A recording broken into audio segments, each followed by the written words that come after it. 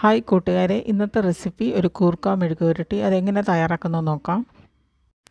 ഒരു പാത്രം അടുപ്പത്തിലേക്ക് വയ്ക്കുക. ലോ ഫ്ലെയിമിലായിരിക്കണം. അതിലേക്ക് 1 ടേബിൾ സ്പൂൺ വെളിച്ചെണ്ണ, 1/4 ടീസ്പൂൺ കടുക്, പിന്നെ 10 കൂർക്ക കഴുകി വൃത്തിയാക്കി കട്ട് ചെയ്തതും ചേർത്ത് കൊടുക്കുക. പിന്നെ ചേർക്കേണ്ട 2 ടേബിൾ സ്പൂൺ വെള്ളവും ചേർത്ത് കൊടുത്ത് മൂടി വെച്ചിട്ട് 3/4% ഒന്ന് വേവിച്ചെടുക്കുക.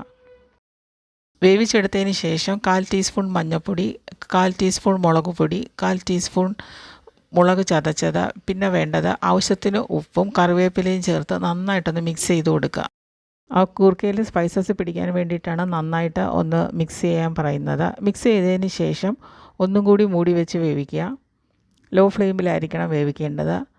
ഒരു 2 മിനിറ്റിന് ശേഷം നല്ല രുചികരമായ കൂർക്ക മെഴുക്കുപുരട്ടി റെഡി ആയിട്ടുണ്ടാവും. എല്ലാവരും ട്രൈ ചെയ്ത് നോക്കുമെന്ന് വിചാരിക്കുന്നു. നല്ല രുചികരമായ മെഴുക്കുപുരട്ടിയാണ്. Okay, thank you.